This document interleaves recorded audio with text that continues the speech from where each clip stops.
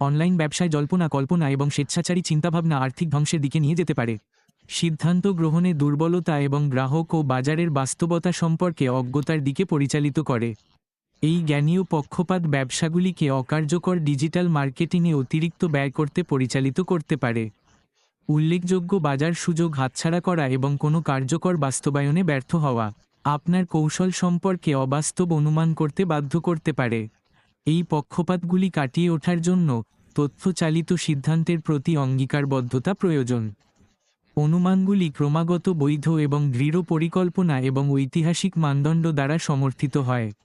বাস্তবসম্মত লক্ষ্য অর্জন অপরিহার্য, তাহলে সাধারণ মানুষের দৃষ্টিকোণ থেকে এর অর্থ কী হয়? এটা কি?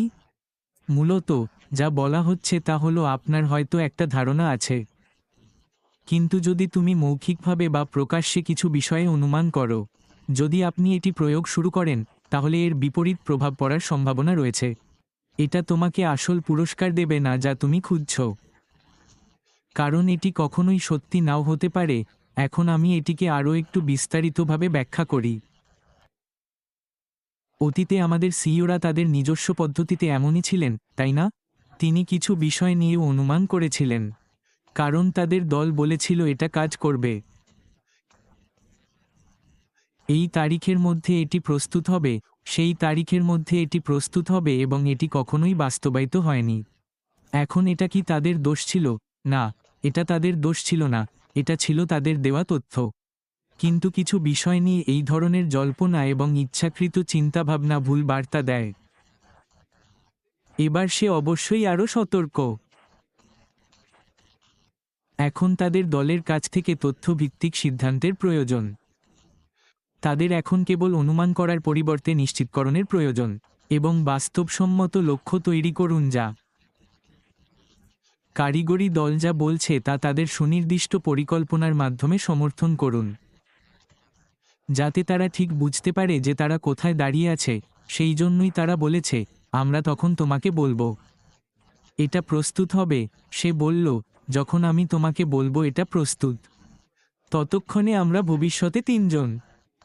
আমরা আপনাকে আসলে যা বলছি, আমরা ইতিমধ্যেই আরও 4-5টি বিষয়ের উপর কাজ শুরু করেছি, এর অনেক বাইরে, এবং এটি সমস্ত জল্পনা এবং ইচ্ছার অবসান ঘটায়, চিন্তাভাবনা দখল করে নেয়, এবং এটাই শেখা শিক্ষাগুলির মধ্যে একটি, তাই না? এটি এমন একটি বিষয় যা আমাদের পরবর্তী ব্যবসা শুরু করতে চালিত করছে, কারণ এতে কোনো জল্পনা বা ইচ্ছাকৃত চিন্তাভাবনা জড়িত নয়, এবং আসলে এটাই সে আমাদের সকলকে সতর্ক করছে।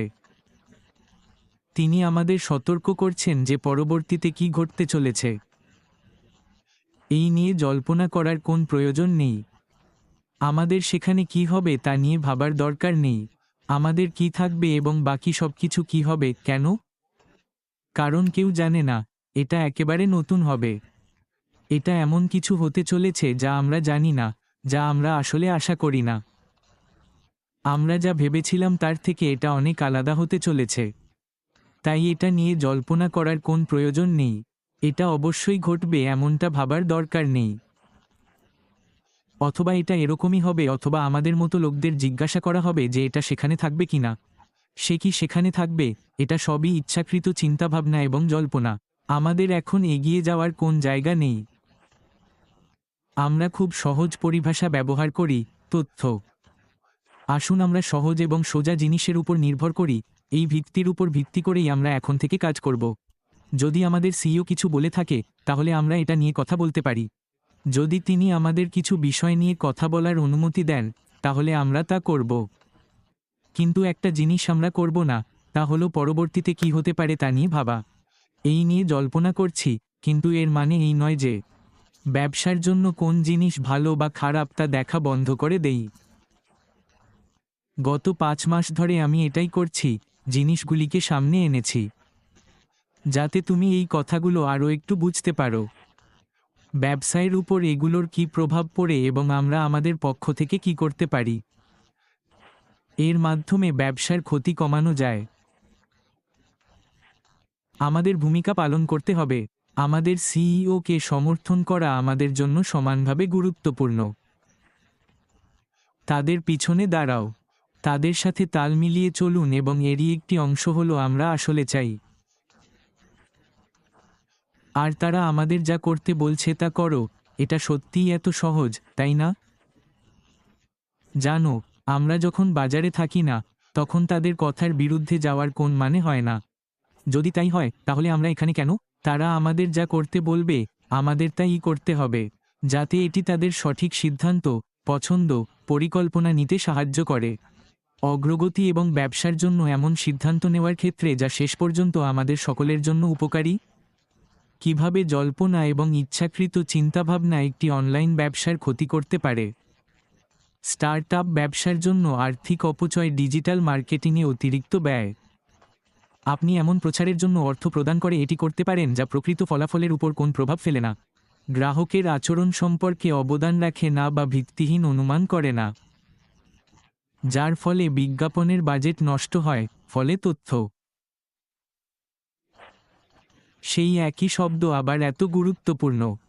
এই কারণেই জরিপগুলি এত গুরুত্বপূর্ণ হতে চলেছে। কেন? কারণ গ্রাহকরা কি খুঁজছেন সে সম্পর্কে আপনি কোনো অনুমান বা ইচ্ছাকৃত চিন্তাভাবনা ব্যবহার করছেন না। যদি আপনি তথ্য চালিত বিশ্লেষণ ব্যবহার করেন, তাহলে তুমি কি জানো তারা ঠিক কি খুঁজছে?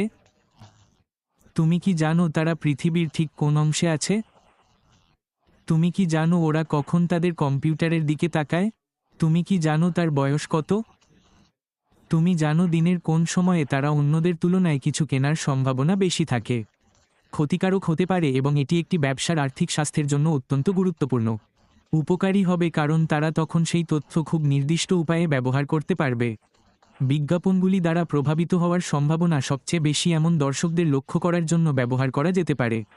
তারা জনগণকে আরও অনেক সুবিধা দেবে, ঠিক আছে? এটা তো বোকার মতো দেখাচ্ছে, তাই না? ইচ্ছাপূরণমূলক চিন্তাভাবনা একটি দৃঢ় পরিকল্পনার অভাবের দিকে পরিচালিত করতে পারে, যা অবাস্তব লক্ষ্যের দিকে পরিচালিত করে যা অর্জন করা অসম্ভব। কৌশলের পরিবর্তে একটি ব্যবসা তথ্যের পরিবর্তে আশার উপর চলে। আমি সম্পূর্ণরূপে আত্মবিশ্বাসী যে আমরা পরবর্তী যে পদক্ষেপই নিই না কেন, এটি শুধুমাত্র তথ্যের উপর ভিত্তি করে হবে। আমি নিশ্চিত যে তারা একই তথ্যের উপর ভিত্তি করে সবকিছু করবে, শুধু কিছু নিয়ে ভাবার পরিবর্তে। আমি আন্তরিকভাবে আশা করি এটি আপনার আগ্রহের বিষয় হয়েছে। আমি আন্তরিকভাবে আশা করি এটি আপনাকে ভাবার কিছু দিয়েছে যে কিভাবে অনুমান এবং ইচ্ছাকৃত চিন্তাভাবনা আপনার অনলাইন ব্যবসার জন্য সত্যিই বিপজ্জনক হতে পারে, যদি তুমি তাদের আধিপত্য বিস্তার করতে দাও। আবার, আমাদের সিইও আমাদের এটা বলার পেছনের কারণগুলোর মধ্যে এটিও একটি। কারণ তারা খুব ভালো করেই বোঝে এই বিপদগুলি কী এবং তারা পরবর্তী পর্যায়ে এগুলি এড়াতে চায়। হয়